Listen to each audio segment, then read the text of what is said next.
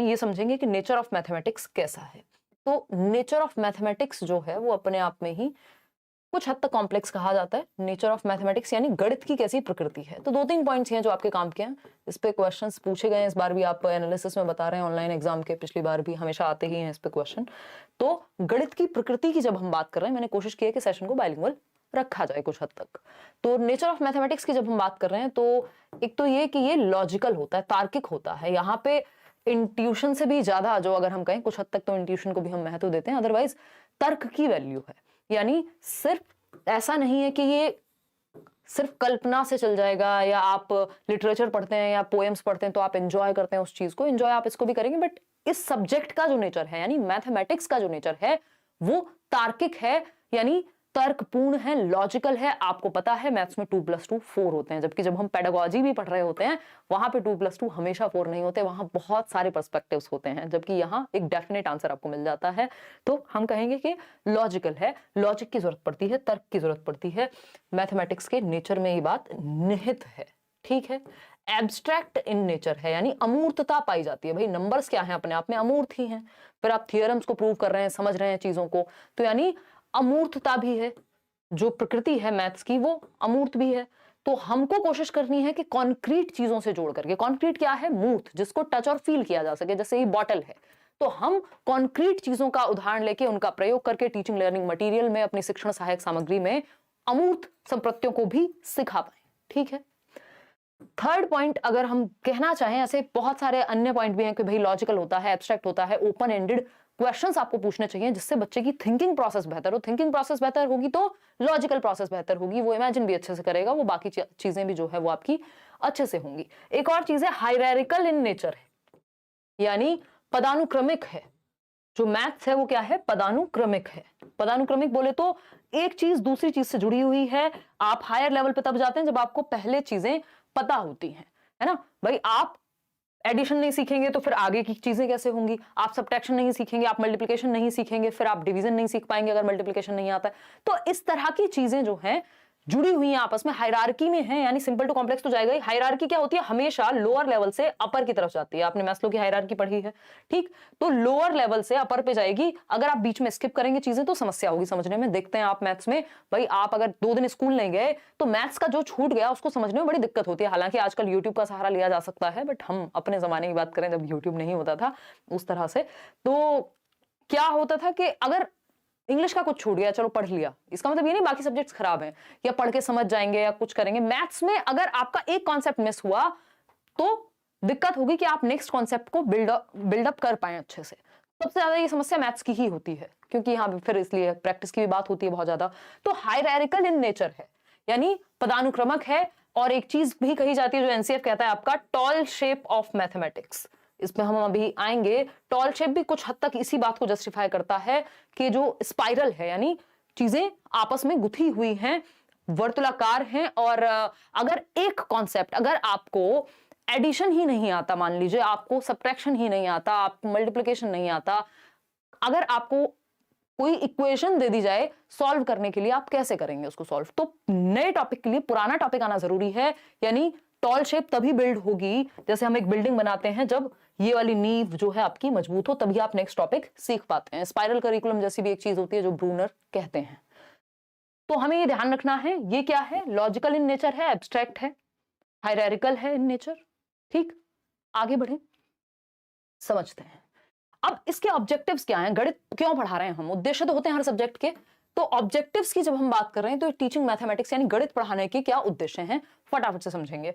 ये सेशन थोड़ा सा शॉर्ट और टू द पॉइंट होने वाला है, क्योंकि पेपर में डायरेक्टली आपको हेल्प करेगा, सिंपल बात, ठीक। Mathematization of the child's thought process, इस बार भी इस पे क्वेश्चन आया, हमेशा आते हैं इस पे क्वेश्चन के एक ऑब्जेक्टिव, एक उद्देश्य क्या है। हम आज भी जो पढ़ रहे हैं इसका उद्देश्य क्या है। आपका पेपर है 9 तारीख को, या जिनके भी आगे आने वाले एग्जाम्स हैं, मैथ्स पेडागोजी पढ़नी है, तो उस पेपर में मदद हो सके, इसलिए हम आज ये पढ़ रहे हैं। तो उद्देश्य क्या है कि सीटेट के एग्जाम के लिए पेडागोजी जहां पे भी पूछी जाती है उसके लिए हम पढ़ रहे हैं, तो ये एक उद्देश्य हो गया, ठीक। तो उसी तरह से मैथ्स पढ़ाने का भी उद्देश्य है। मैथ्स पढ़ाने का उद्देश्य ये नहीं है कि बस टॉपिक्स आ जाएं, चैप्टर्स पता हो बच्चे को।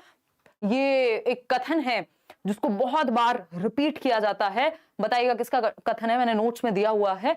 तो और कहा जाता है कि ये जरूरी है कि बच्चे बहुत ज्यादा गणित सीखने की बजाय उनके थॉट का मैथमेटाइजेशन हो जाए, उनकी थॉट में, उनके विचार में गणितीयकरण हो जाए, वो तार्किक ढंग से सोचना सीख जाएं, समझना सीख जाएं, उनके विचार, उनका दिमाग, उनकी थॉट प्रोसेस, चिंतन प्रक्रिया का गणितीकरण होना जरूरी है, बजाय कि हम क्या करें, बहुत ज्यादा गणित सीख लें।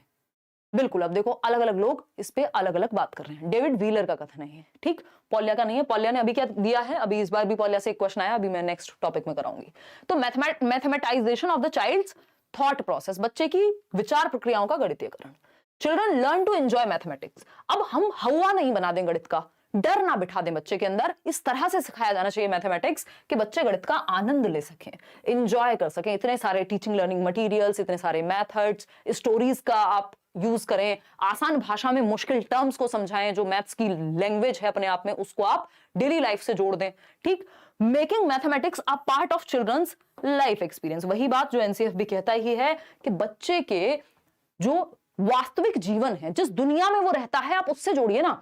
किताबों में कुछ और पढ़ रहा है, दुनिया में कुछ और है भाई। वो अगर हम देखें तो गणित कहाँ है, हमारी एवरीडे लाइफ में है, हर जगह पर है। कम्युनिटी रिसोर्स का हमें इस्तेमाल करना चाहिए। और बच्चा एक दुकान से टॉफी भी लेने जाएगा, चॉकलेट भी खाएगा, कुछ भी जो भी वो करता है, मैथ्स वहां इंक्लूडेड है ना। आप उससे कुछ पेन भी ले रहे हैं, उसका कोई खिलौना भी ले रहे हैं, तो वो उसमें भी नंबरों का प्रयोग करता है। तो हमें वास्तविक जीवन से जोड़ना है गणित को, बच्चे के अनुभवों का हिस्सा बना देना है, जो वो लाइफ को एक्सपीरियंस करता है। आप ट्रेवल कर रहे हैं, कोई टिकट खरीदना है, वहां आप मौका दे रहे हैं उसको कि अच्छा बताओ कितने पैसे अब वापस आएंगे, कितने जाएंगे। तो इस तरह की चीजें आप बच्चे के वास्तविक जीवन से जोड़ेंगे। तो ये जरूरी है कि आप गणितीकरण करें बच्चे की विचार का, बच्चे की चिंतन प्रक्रिया का, रेदर कि वो बहुत ज्यादा गणित जानता हो। व्हीलर भी ऐसा कह रहे हैं और ये ऑब्जेक्टिव भी है। उद्देश्य क्या है कि बच्चे का थॉट प्रोसेस लॉजिकल बने, तार्किक बने, वो नंबर्स पे समझ पाए, जोड़ पाए, उनको दिमाग में जोड़ पाए, मतलब मैथ्स से जीवन को, ठीक। और एंजॉय भी करे मैथ्स को पढ़ते हुए, बोरिंग या बहुत डर ना उसके अंदर पैदा हो जाए। To develop logical thinking among the children, again तार्किक विषय है, हमने पहले ही पढ़ लिया। नेचर क्या है इसका, लॉजिकल है, एब्स्ट्रैक्ट है, ठीक, बहुत ज्यादा कॉन्क्रीट नहीं है। वो हम बनाते हैं उसको कॉन्क्रीट चीजों से जोड़ करके। भाई हम दो की बात करें तो अपने आप में दो थोड़े ना बहुत ज्यादा कॉन्क्रीट है, लेकिन जब हम कहेंगे दो सेब, यानी 2 एप्पल्स 2 चॉकलेट्स, तो वो तुरंत मूर्तता धारण कर लेगा, ठीक है ना। कोई दिक्कत परेशानी दर्द समस्या नहीं होगी यहां तक। फिफ्थ पॉइंट है children understand the basic structure of, जिनको मैथ्स में बहुत दिक्कत होती है वो भी ये सेशन देखें, बिल्कुल नॉर्मल भाषा का प्रयोग करते हुए हम आपके 10 नंबर तो कम से कम एंश्योर करा देंगे 15 में से। 15 का ही आती है ना पेडागोजी, ठीक। बहुत ज्यादा फेंकने का मतलब आदत भी नहीं है, नेचर भी नहीं है, आने को आ जाए आपके बहुत ज्यादा, अगर आप प्रीवियस ईयर या नोट्स वगैरह भी पढ़ लें, बट एटलीस्ट। तो children understand the basic structure of mathematics, that is arithmetic, algebra, geometry and trigonometry, यानी बच्चे गणित की मूल संरचना, जो बेसिक स्ट्रक्चर है, कैसे गणित बना है, जियोमेट्री है, अर्थमेटिक है, एल्जेब्रा बीज गणित है, ज्यामिति है, इन त्रिकोणमिति है, इन सब के बारे में जान पाए। ये भी एक क्या है हमारा, कि बेसिक स्ट्रक्चर कैसे क्रिएट होता है मैथमेटिक्स का, ये भी एक ऑब्जेक्टिव है, ठीक है। इतनी बात हम कह रहे हैं भाई, अभी तो हम नेशनल एजुकेशन पॉलिसी की, न्यू एजुकेशन पॉलिसी की बात कर रहे हैं, तो वो कह रहे हैं भाई एटलीस्ट अर्थमेटिक हो गया, या बेसिक समझ तो बच्चे को पता हो, रीडिंग राइटिंग अर्थमेटिक, ये तो बेसिक न्यूमरेसी स्किल्स में उसको आए, जोड़ घटाना, जीवन यापन तो वो कर ले, इतना गणित तो जाने। अब जॉर्ज पॉलिया की बात करते हैं। इन्होंने 2 प्रकार के एम्स बनाए हैं, यानी उद्देश्य बनाए किस तरह के गणित को सिखाने के स्कूल्स में, एक नैरो और एक हायर। उससे पहले इस बार एक क्वेश्चन आया था जॉर्ज पॉलिया के प्रॉब्लम सॉल्विंग मॉडल से। ये 4 स्टेप्स हैं, अभी हम इनको समझेंगे और फिर एक क्वेश्चन करेंगे किस तरह का क्वेश्चन आया था, ठीक है। तो अगर हम बात कर रहे हैं यहां जॉर्ज पॉलिया की, अकॉर्डिंग टू जॉर्ज पॉलिया क्या कहते हैं, देयर आर 2 एम्स, यानी 2 एम्स हैं, उद्देश्य हैं, गोल्स हैं, टीचिंग मैथमेटिक्स इन स्कूल्स। यानी इन जनरल अगर हम देखें, बहुत ज्यादा भाषा में ना डीप जाते हुए, ये अगर हम समझें कि कितने एम्स हैं, क्या उद्देश्य हैं, क्या ऑब्जेक्टिव्स हैं, दो टाइप के हैं मुख्य रूप से, नैरो एम्स ऑफ मैथमेटिक्स और हायर और broad aims of mathematics. Narrow aims क्या है, बेसिक कैलकुलेशन, जीवन यापन, ये वो। हायर क्या है, थिंकिंग का मैथमेटाइजेशन, रिसर्च करें आप कल को जाके, देश के लिए एक रिसोर्स बन पाए। तो संकीर्ण लक्ष्य और हायर या ब्रॉड एम्स, जिनको हम विस्तृत या व्यापक लक्ष्य कहेंगे, इन दोनों को पढ़ेंगे। उससे पहले ये जॉर्ज पॉलिया का प्रॉब्लम सॉल्विंग मेथड पढ़ लेते हैं, जो सिर्फ 4 स्टेप का है, पेपर में एज इट इज आया है। 4 स्टेप्स की अगर हम बात करें, समस्या समाधान का ये एक मॉडल है जिसमें 4 स्टेप्स हैं। ये सिंपल बात है, अंडरस्टैंड द प्रॉब्लम। यानी कभी भी आपके सामने, मान लीजिए बच्चे के सामने आपने समस्या प्रस्तुत की, तो पहले वो समझेगा ना, अंडरस्टैंड द प्रॉब्लम या अवेयर होना प्रॉब्लम के प्रति, पता होना कि समस्या है क्या, उसको समझना। उससे पहले के पहले रोना नहीं शुरू कर देना। समस्या क्या है, सिलेबस मान लीजिए आप तैयारी कर रहे हैं तो आप पहले जानेंगे ना सिलेबस क्या है, एक्चुअली समस्या है क्या, कितना स्कोर करना है, कैसे स्कोर करना है, वो सब बाद की बात आएगी।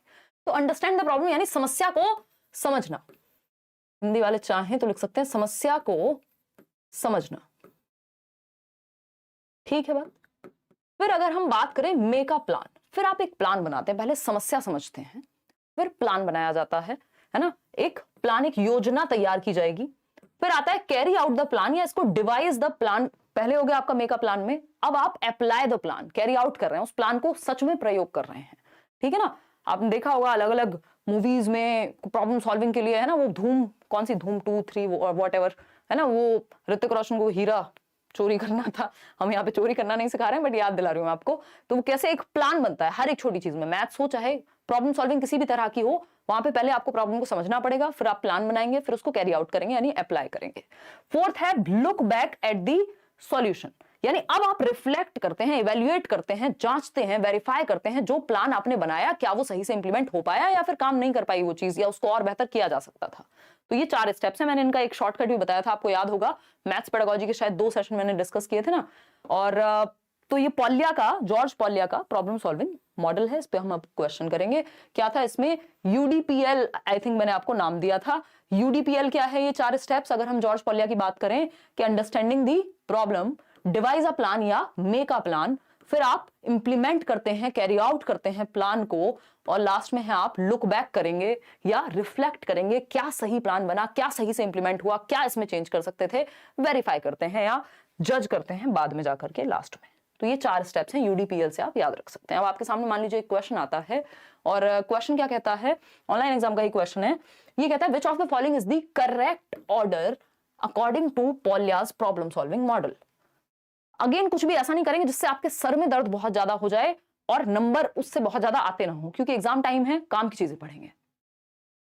तो निम्नलिखित में से कौन सा, और आपका एक धर्म होना चाहिए कि आपके पास जो नोट्स आपको लेट्स लर्न से मिले हैं फ्री, वो सभी तक पहुंचा देना। किसी का मन नहीं भी हो तब भी उसको कहो बेटा पढ़ ले, कोई दिक्कत नहीं, इससे नुकसान नहीं होगा, है ना। कुछ भी तैयारी आपने अभी तक की है, कहीं से भी की है, वो नोट्स आप एक बार पढ़ लीजिए, आपको डायरेक्ट क्वेश्चंस पेपर में देखने को मिलेंगे, मिल रहे हैं लोगों को, जितनी 2 दिन के पेपर हुए हैं 4 शिफ्ट में। चलिएगा, बी कह रहे हैं हम सभी, यानी विच of the following is the correct order. क्या करेक्ट ऑर्डर है, अंडरस्टैंड द प्रॉब्लम, यूडीपीएल आपको याद ही होगा, हाँ प्रॉब्लम अंडरस्टैंड करना सही है। डिवाइस अ प्लान, हाँ ये भी सही है भाई। लुक बैक मतलब कैरी आउट करने से पहले लुक बैक करने लग जाएंगे, इतने तो बुद्धू नहीं है हम। Understand the plan, devise a plan या make a plan, carry out the plan और लुक बैक। आप रिफ्लेक्ट या वेरीफाई या इवेल्युएट लास्ट में करते हैं, पहले तो आप देखेंगे ना। तो B option is the right answer. बाकी सभी में स्थिति सही नहीं है। अंडरस्टैंड द प्रॉब्लम इन्होंने बाद में कर दिया भाई, सबसे पहले तो प्रॉब्लम को ही अंडरस्टैंड करेंगे, ठीक है ना। तो B option is the right answer. आगे बढ़ेंगे, नैरो एम्स। अभी हम जॉर्ज पॉलिया की बात कर रहे थे ना, उन्होंने किस तरह से नैरो और ब्रॉड एम्स की बात की है भाई। नैरो और ब्रॉड एम्स की बात की है, संकीर्ण या नैरो एम्स। पहले हम गणित सिखाने के, पढ़ाने के पढ़ेंगे कि संकीर्ण या जो छोटे लक्ष्य हैं वो क्या हैं। तो पहला पॉइंट है these aims emphasise on turning out employable adults, यानी भैया नौकरी पेशा वाले बन जाएं, अपना जीवन यापन कर लें। पहला तो इनका एक ये उद्देश्य है। Who can contribute to social and economic development, इस देश के सामाजिक और आर्थिक विकास में जो सहायता प्रदान कर सके, ऐसे नागरिक हम तैयार कर पाए। तो ये उद्देश्य है, रोजगार योग्य वयस्कों को तैयार करना या तैयार करने पर जोर देता है, और जो सामाजिक और आर्थिक विकास में देश में योगदान दे सके। कि भाई अगर पहले रोटी नहीं है तो रोटी के बारे में सोचोगे ना, बाद में रिसर्च के बारे में सोचोगे। रोटी नहीं है और रिसर्च के बारे में भी सोच रहे हैं तो या तो आप एक्सेप्शन है ना। तो अगर हम बात करें दीज एम्स किस पे एम्फसाइज करते हैं, सोशल इकोनॉमिक डेवलपमेंट देश का हो और आप एक रोजगार या एम्प्लॉयबल अडल्ट बन जाएं, इतना गणित आपको आता हो कि आप डेली जीवन में उसको या अपने नौकरी पेशे में यूज कर पाए। तो ये एम्प्लॉयबल अडल्ट्स बनाने पे है, सोशल और इकोनॉमिक डेवलपमेंट ठीक से हो जाए। सेकंड पॉइंट है this is related to numerical operations. अभी हम नैरो एम्स की ही बात कर रहे हैं, संकीर्ण उद्देश्यों की। तो ये न्यूमेरिकल ऑपरेशंस बच्चे को बेसिक आते हो, मेजरमेंट, भाई अपनी ही हाइट मेजर करनी है, पता ही नहीं है सेंटीमीटर में करें, इंच में करें, किस में करें, कैसे करें, बेसिक मैथ्स भी नहीं आता तो दिक्कत होगी। तो न्यूमेरिकल ऑपरेशंस जैसे मेजरमेंट, फ्रैक्शंस, परसेंटेज, इतना आता हो बच्चे को। ये क्या है? संकीर्ण उद्देश्य हैं कि संख्यात्मक संक्रियाओं अर्थात मापन, भिन्न, प्रतिशत आदि इन सब संकल्पनाओं से, गणित के इन कॉन्सेप्ट से बच्चा वाकिफ हो। फिर आता है third point, thus the limited aim of mathematics या narrow aim of mathematics is to develop useful abilities, जिनको दैनिक जीवन में यूज किया जा सके, जिनको लाइफ में यूज किया जा सके, देश को थोड़ा आगे बढ़ाया जा सके। इतनी बात क्लियर है या नहीं है? है ना? कल भी हम 9 बजे मिलेंगे। जो अजर्शन और रीजनिंग वाले क्वेश्चंस होते हैं, जो मुश्किल लगते हैं, कथन और कारण वाले क्वेश्चंस, वो हम करेंगे। तो ये कुछ बेसिक नैरो एम्स थे। अब आए ब्रॉड एम्स, व्यापक उद्देश्य। व्यापक उद्देश्य क्या कहते हैं? थिंक मैथमेटिकली, यानी गणितीय चिंतन। आप सोच पाए। अब तो आप थ्योरम भी लिख देंगे खुद से, अपना भी एक आपकी एक किताब आ सकती है। हैव लॉजिकल डिस्कशन, यानी जब आप चर्चा करें तो तार्किक चर्चा होनी चाहिए, सिर्फ गणित में ही नहीं, इन जनरल भी। तो ये गणित से आ रहा है, लेकिन ये जो एबिलिटी है आप में, गणित को सीखने से, समझने से आ रही है। तो आपका थिंकिंग प्रोसेस मैथमेटाइज हो जाए। मैथमेटाइज हो जाए मतलब लॉजिकल हो, एब्स्ट्रैक्ट हो, हायरार्किकल हो, मतलब जिसमें कुछ वजन आए। लॉजिकल डिस्कशन आप रख पाए, ठीक बात है। ये क्या है? ब्रॉड एम है। जैसे अगर हम शिक्षा की भी बात करें तो शिक्षा के भी नैरो एम्स में हम देख लेते हैं कि यार नौकरी लग जाए, ये हो जाए, है ना। हालांकि हम में से बहुत सारे लोग सिर्फ उस तक सीमित भी रह जाते हैं, जबकि ब्रॉड एम्स क्या है भाई? हमारे अंदर की जो यूनिकनेस है, जो हमारा होलिस्टिक डेवलपमेंट है, वो बाहर निकल के आए, जिस चीज के लिए हम बने हैं वहां तक पहुंच पाए। फाइंड लॉजिकल कंक्लूजन्स, यानी निष्कर्ष जो है, जो बिलीफ्स है, हमारे विश्वास हैं, हमने सुना है ऐसा होता है, ये होता है, वो होता है, उसके लिए हम तार्किक मनन कर पाए, तार्किक मतों तक पहुंच पाए। सिर्फ मान ना ले कि बिल्ली रास्ता काट गई तो हाँ ऐसा ही होगा। तो जो हमारे बिलीफ्स हैं, जो हम मानते आ रहे हैं, जो हमारे विश्वास हैं, उनका लॉजिकल कंक्लूजन निकाल पाए। इसके लिए गणित में आप देखते हैं थ्योरम प्रूव कर रहे हैं, ये कर रहे हैं, वो कर रहे हैं, तो पहुंच रहे हैं आप। आपने देखा होगा मैथ्स में आंसर को वेरीफाई करने के भी 2-3 तरीके होते हैं। आप खुद ही जांच सकते हैं कि आंसर सही आया है कि गलत। तो आप कंक्लूजन तक पहुंच पा रहे हैं, जस्ट विश्वास पे नहीं है। अंडरस्टैंड एब्स्ट्रैक्टनेस, यानी अमूर्तता को समझना। यही हम बात कर रहे थे, नेचर कैसा है? अमूर्त है। नंबर्स की दुनिया में आप समझ पा रहे हैं चीजों को, एब्स्ट्रैक्टली आप समझ पा रहे हैं। Find solution to a problem, यानी एक समस्या का समाधान आप खोज पा रहे हैं। ये बहुत बड़ी बात है कि आपका जो ब्रेन होगा वो प्रॉब्लम सॉल्विंग पे बेस्ड होगा। बहुत ज्यादा आप, जिनकी लॉजिकल एबिलिटी ज्यादा होती है, बहुत ज्यादा फंसते नहीं है चीजों में, ठीक है ना। तो find solution to a problem, एक समस्या का समाधान कैसे ढूंढेंगे? लॉजिक के थ्रू। प्रॉब्लम सॉल्विंग बेटर हो गई आपकी। अब एनसीएफ की अगर माने तो प्राइमरी लेवल पे मुख्यतः, वैसे ये सभी लेवल्स पे काम आते हैं। मैंने और भी कई सारे एम्स हैं इसमें जो एनसीएफ के अकॉर्डिंग है, जो आपके नोट्स में मैंने डलवाए हुए हैं। हिंदी इंग्लिश दोनों में ही नोट्स आपको मिल चुके हैं, मैथ्स पेडागोजी के भी, है ना, और फ्री नोट्स हैं वो अगेन। अगर हम बात करें एनसीएफ 2005 की, तो पहला उद्देश्य क्या है? Ensuring numeracy in all children.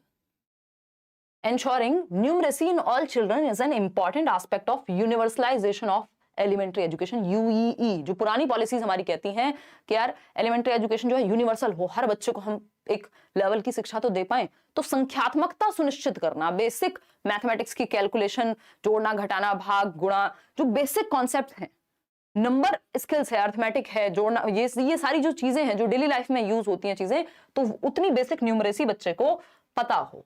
आगे बढ़ेंगे। At this level progression should be from concrete to abstract. बच्चा कितने साल का होता है प्राइमरी लेवल पे? 6 से 11 वर्ष का।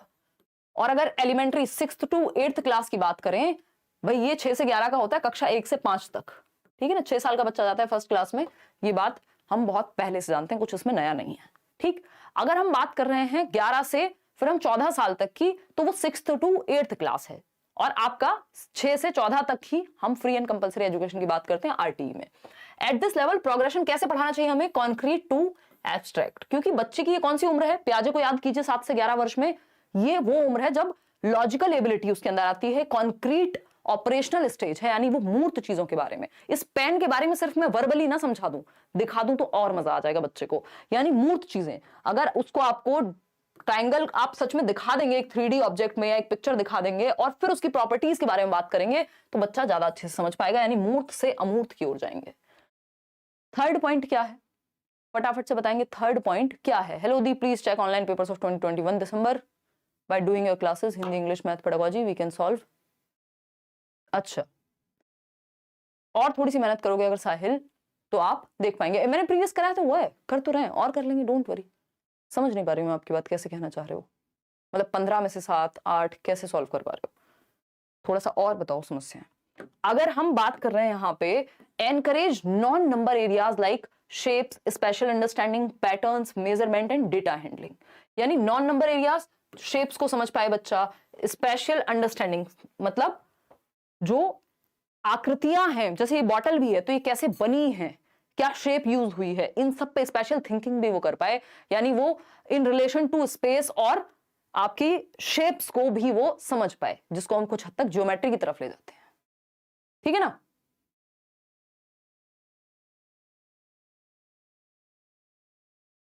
बहुत बढ़िया। अच्छा, निशु क्या कह रहे हैं मैम, मैंने आपके ब्लॉग में मम्मी को देखा, वो मेरी मैम है, मतलब मेरी मम्मी को, अच्छा आपकी मम्मी को देखा, हाँ मतलब ओके।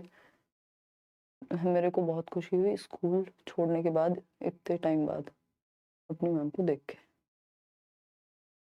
अच्छा 9th क्लास में, ओके बहुत बढ़िया। आप देखो मम्मी के भी स्टूडेंट्स हमें मिल रहे हैं, कमाल ही हो गया।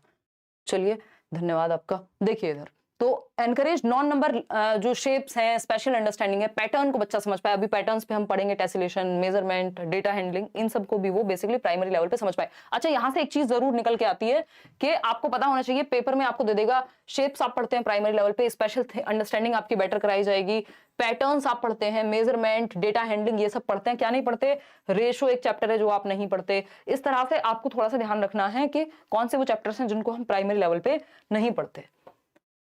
अब कॉन्सेप्ट मैपिंग पे एक क्वेश्चन आ जाता है जनरली। कॉन्सेप्ट मैपिंग क्या कहता है? ये कहता है it is a schematic drawing which shows relationship between the concept, यानी यह एक योजनाबद्ध रेखा चित्र है जो अवधारणाओं के बीच के संबंध को दर्शाता है। ये सिर्फ मैथ्स में ही नहीं, अदर सब्जेक्ट्स में भी हेल्प करेगा कॉन्सेप्ट मैप, यानी संप्रत्य मानचित्रण, यानी एक कॉन्सेप्ट पढ़ा आपने, मान लीजिए प्याजे को पढ़ा और उसका आप एक हायरार्किकल एक फ्लो चार्ट बना पा रहे हैं, इस तरह की चीजें बना पा रहे हैं जिससे आप आसानी से याद रख पाए उसको।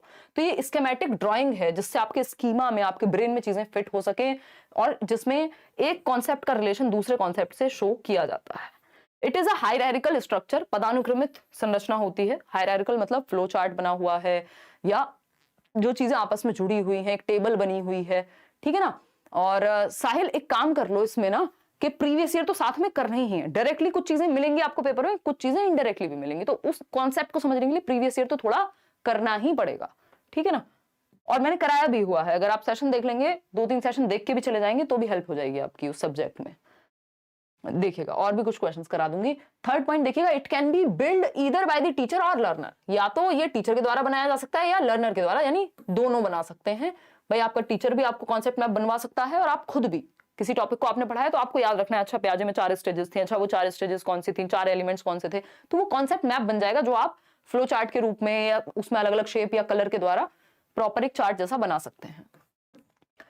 It connects the new concepts with the previous knowledge, जो आप नया सीख रहे हैं उसको आप प्रीवियस नॉलेज से जोड़ते जाते हैं। It is a method which makes learning successful, of course ये कॉम्प्रिहेंशन आपका, यानी आपकी समझ जो है वो बेहतर होती है और लर्निंग आपकी ठीक से हो पाती है। अगर आप इसको देखना चाहें तो ये ऐसा दिखता है कुछ। अगर हम कॉन्सेप्ट मैप की बात करें तो हम क्या है, ट्राइंगल के बारे में जान रहे हैं मान लीजिए, तो अब ट्राइंगल को सिखाने के लिए हमने क्या किया, एक कॉन्सेप्ट मैप बनाया, एक तरफ मान लीजिए उसकी डेफिनेशन लिख ली या अपने शब्दों में उसकी डेफिनेशन लिख ली, मान लेते हैं डेफिनेशन भी नहीं लिखी, जस्ट एक रिलेशन बना लिया। एग्जाम्पल क्या है ट्राइंगल का, ये एक एग्जाम्पल है, ठीक, ये भी एक एग्जाम्पल है, एक नॉन एग्जाम्पल लिया। नॉन एग्जाम्पल पता है ना, एग्जाम्पल्स और नॉन एग्जाम्पल्स दोनों ही जरूरी हैं अच्छे से समझने के लिए, आपके सीडीपी में भी क्वेश्चन आता है। नॉन एग्जाम्पल मतलब जो इनडायरेक्टली ये समझा सके हमें कि भाई ट्राइंगल, हमें सर्कल देख के ये पता चल गया कि ये ट्राइंगल तो नहीं होता।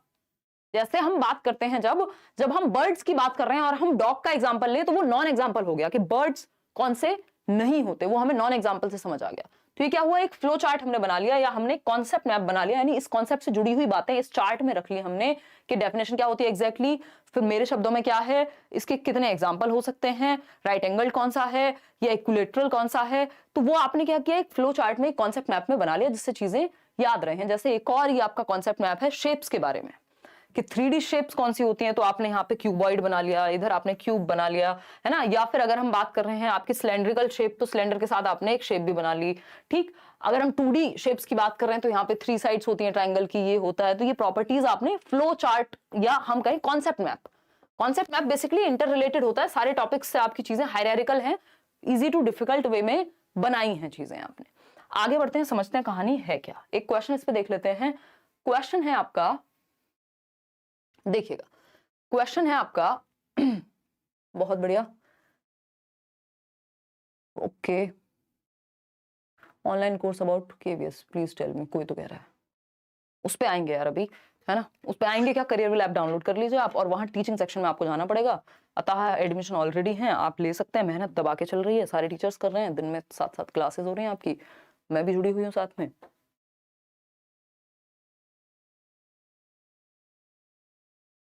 अगर सिर्फ पेडागोजी पढ़नी है तो पेडागोजी स्पेशल बैच ले सकते हैं आप,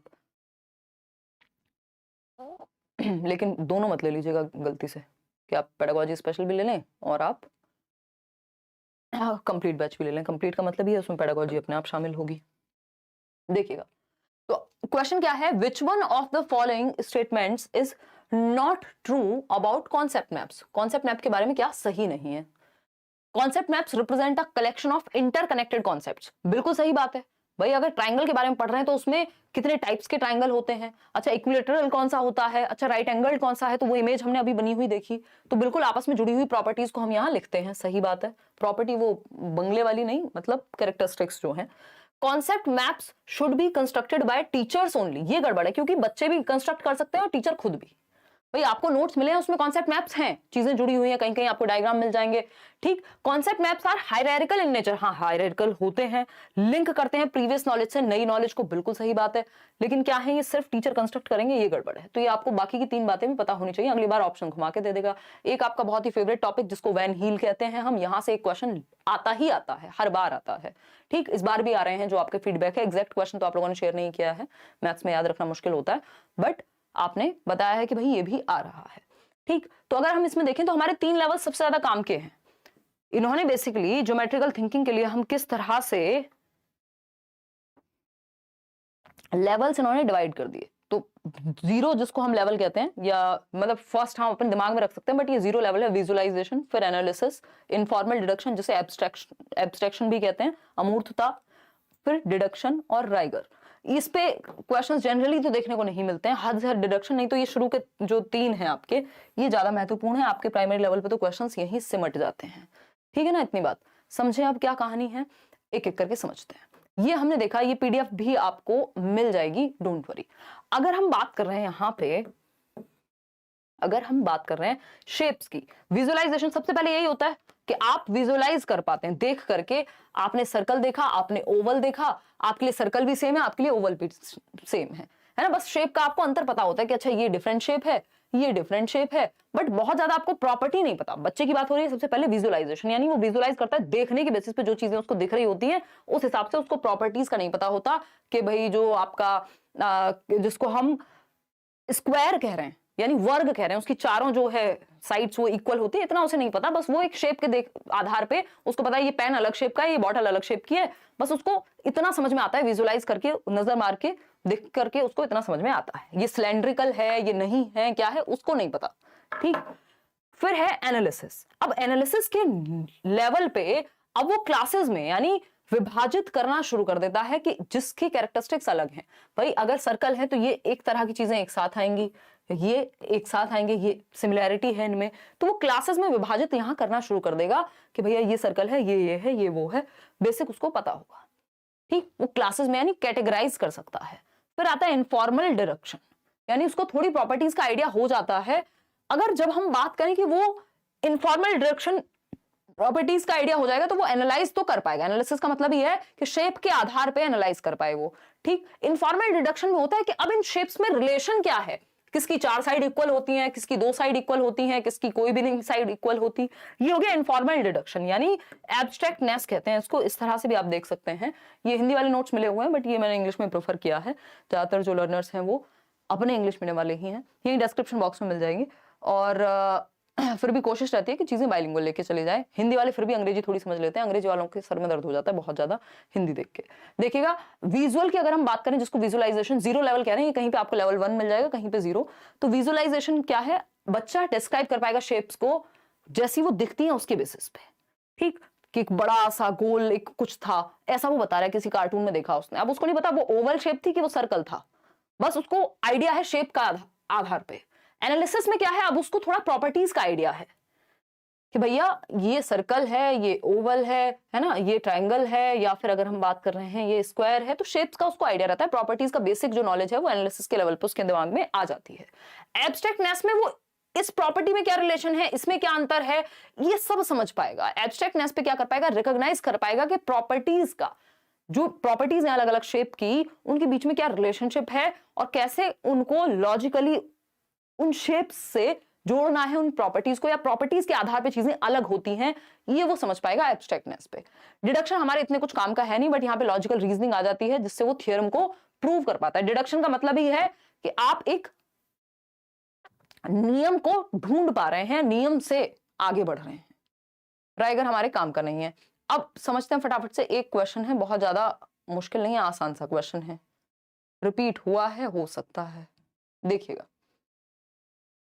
According to Van Heel, at which level of geometric thinking can children assess the properties of a collection of shapes together? यानी assess the properties. ज्यामितीय सोच के या चिंतन के स्तर पर जिन्होंने ज्योमेट्रिकल थिंकिंग की, तो ये लेवल्स दिए ना वैन हील ने, एक साथ आकृतियों के संग्रहों के गुणों के बारे में, यानी प्रॉपर्टी के बारे में बता पाएगा अब बच्चा, असेस कर पाएगा, और सिर्फ ना सिर्फ बता पाएगा, असेस कर पाएगा, आकलन कर पाएगा, आकलन कर पाएगा। श्रद्धा क्या कह रही, मैम मैंने आपके सारे नोट्स पढ़े हैं, मेरी एग्जाम 17 जनवरी को है, बस यही पूछना था, क्या सिर्फ ऑनलाइन प्रीवियस ईयर के 10 शिफ्ट कर लें तो इनफ हो जाएगा? श्रद्धा, मोर देन इनफ हो जाएगा। अगर नोट्स पढ़ने के बाद किसी को समस्या हो रही है, इसका मतलब प्रीवियस ईयर साथ में नहीं लगाए हैं। ऑनलाइन वाले 10-15 सेट जितने कर सकते हो, सिर्फ ऑनलाइन वाले, और कोई मॉक टेस्ट नहीं, कुछ नहीं, वो आप अच्छे से कर लो, उनको एनालाइज कर लो, जो भी चीज नहीं मिले, अलग लैंग्वेज अलग तरीके से पूछी गई है, बस दैट्स इट। तो वो तो करने हैं ऑनलाइन वाले सेट, और कुछ क्वेश्चंस मैं भी करा दूंगी। देखिएगा, डी ऑप्शन कह रहे हैं, यानी असेस कर पा रहे हैं आप, आकलन कर पा रहे हैं प्रॉपर्टी के आधार पे। तो विजुअलाइजेशन है, विजुअलाइजेशन तो बस बच्चा शेप देख लेता है, उसको आधार समझ नहीं आ रहा। इनफॉर्मल डिडक्शन में तो रिलेशनशिप क्या है उस पर भी पहुंच जाएगा। यहाँ पे सिर्फ आकलन करना है, यानी एनालाइज करना है प्रॉपर्टी के बेसिस पे, उसको पता होता है अंतर प्रॉपर्टी के बीच में जो रिलेशन है, कि ये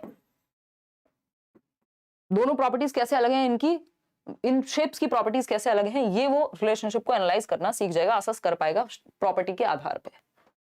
एक और क्वेश्चन है छोटू सा, ये कहता है आइडेंटिफाई अ डिजायरेबल प्रैक्टिस, यानी जो काम होना चाहिए, पॉजिटिव बात, ज्योमेट्री पढ़ाने के लिए प्राइमरी लेवल पे, ज्यामिति पढ़ाने के लिए, शेप्स की जिसमें बात हो रही है, किस चीज का प्रयोग करना चाहिए। बहुत टू द पॉइंट सेशन रखने वाले हैं, फटाफट से अगर आपका मन है ये जवाब दे सकते हैं, नहीं तो इस सेशन के बाद पीडीएफ मिलेगा, आप प्रैक्टिस भी कर सकते हैं। तो geometry at primary level should be limited to recognition of simple basic shapes.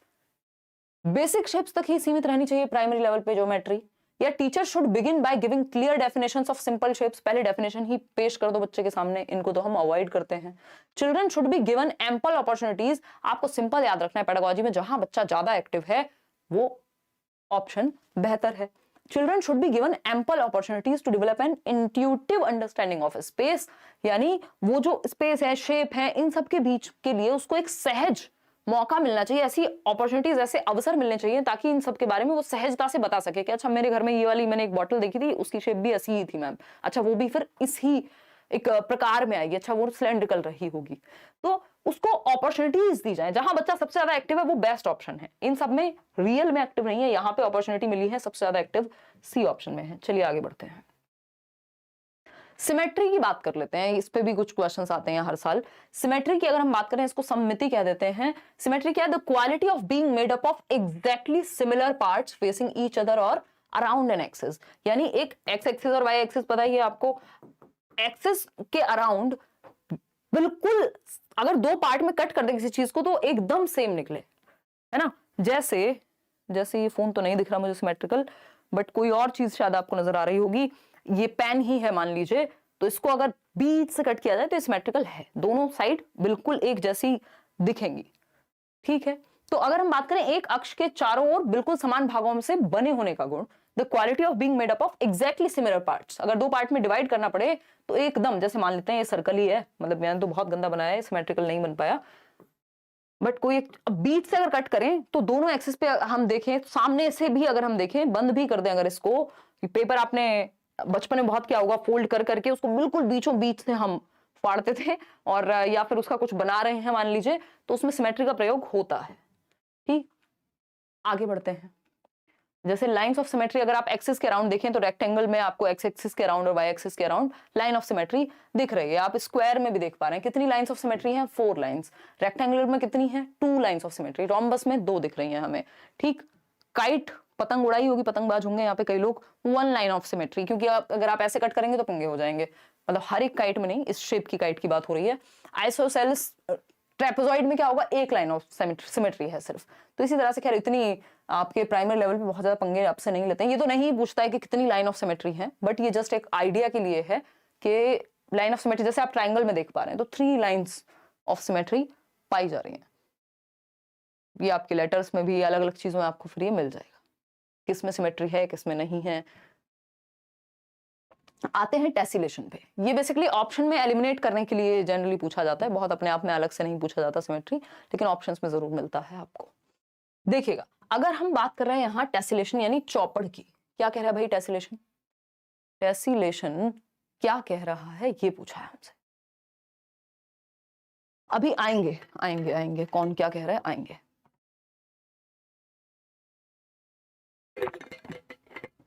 बहुत बड़ा सेशन नहीं है, बिल्कुल जो बहुत जरूरी चीजें हैं बार बार रिपीट होती हैं उन्हीं चीजों को हम डिस्कस कर रहे हैं। देखिएगा, a tessellation is created when a shape is repeated over and over again covering a plane without any gaps or overlaps।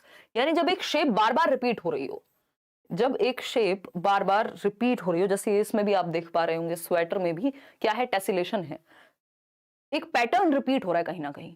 तो वो जो पैटर्न रिपीट हो रहा है दैट मींस टेसिलेशन, उसी को कह रहे हैं हम।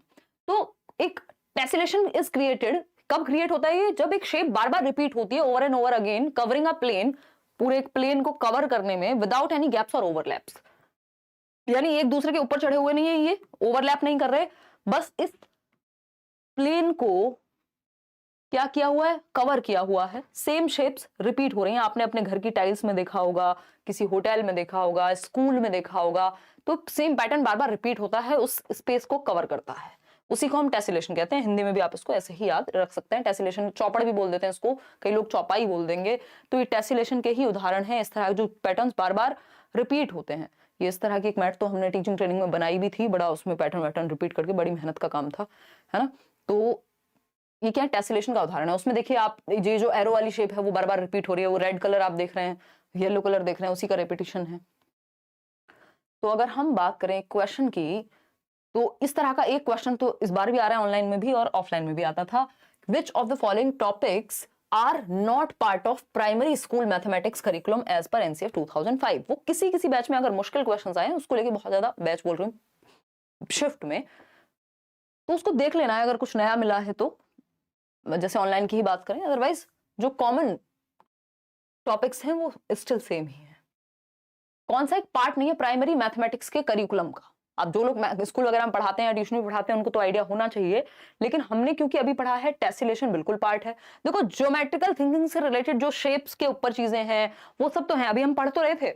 तो टेसिलेशन है, सिमेट्री है, पैटर्न्स है, एक और हम कुछ पढ़ रहे थे, लेकिन रेशो, प्रपोर्शन, इस तरह के चैप्टर नहीं है। तो आपको इनके अराउंड जो दिखे कि यार ये कुछ डिफरेंट लग रहा है, जो इस लेवल पे नहीं पढ़ाया जाना चाहिए, तो एक ऑप्शन, एक क्वेश्चन ऐसा जरूर देता है जिसमें नॉट वाला एक चांस होगा, और बाकी की तीनों ऐसी चीजें होंगी जिनसे आप अवगत होंगे, आपने पढ़ी होंगी प्रीवियसली भी या आज आप जान रहे हैं। इंडक्टिव और डिडक्टिव रीजनिंग पे एक क्वेश्चन जनरली फेंक देता है आपके सामने। इंडक्टिव आप जानते हैं आगमनात्मक, निगमनात्मक है डिडक्टिव। इंडक्टिव से या डिडक्टिव से शुरू करते हैं। मान लीजिए, deductive reasoning is the process of reaching conclusions based on previously known facts. यानी जो पहले से आप फैक्ट्स जानते हैं, फैक्ट्स प्रीवियसली नोन क्या है, रूल हो सकते हैं, तो रूल से आप एग्जाम्पल की ओर जाते हैं, यानी नियम से उदाहरण की ओर।